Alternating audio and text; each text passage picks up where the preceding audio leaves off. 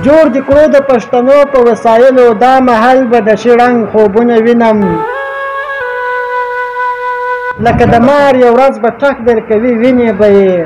د داسې خلکو یارانۍ نه د خدای وساته درله په سترګو کې به سترګې اچوي هر وخت د خپلو خلکو کمزورۍ نه د خدای وساته خدای دې خیر کې ډېر بدرنګ خوبونه وینم پښتونخوا کې بیا د جنګ خوبونه وینم او تور کارغان دي زمونږ غوښې خوري لګیا دي هسې ګډ وډ په دا رنګ خوبونه وینم او جوړ دې کړو د پښتنو په وسایلو دا مهال به د شړنګ خوبونه وینم مولانا صاحب د دې خوب تعبیر به څه وي سکم په لپو لپو بنګ خوبونه وینم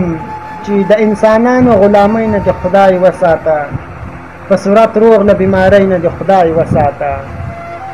د انسانانو غلامۍ نه د خدای وساته په صورت روغ له بیمارۍ نه د خدای وساته او ژوندون له الله غواړئ خو په کور کلي د بل وطن مسافرۍ نه د خدای وساته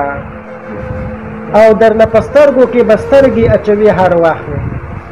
درله په سترګو کې به سترګې اچوي هر وخت د خپلو خلکو کمزورۍ نه د خدای وساته لکه د مار یو ورځ به ټک درکوي وینې به یې د داسې خلکو یارانۍ نه د خدای وساته لکه د مار یو ورځ به ټک درکوي وینې به یې د داسې خلکو یارانۍ نه د خدای وساته او دغه متل دی چې مزدور ګوره د پلار هم مشي دغه متل دی چې مزدور ګوره د پلار هم مشي زیرلانه لنګه مسافرۍ نه د خدای وساته پوره به نشي ستا ارمان لاليه هسې په ظل مه کړه خفګان لاليه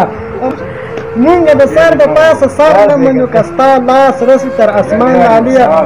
بیا به خبره 302 ته رسي مه راوله دا توریالان لاليه په انتظار مې درته شپه تېره کړه مې خوړه د لاس نوکان لاليه او د ډېرې ستړې باوجود ملګرو د ملنګ پوره نه شو ارمان لاليه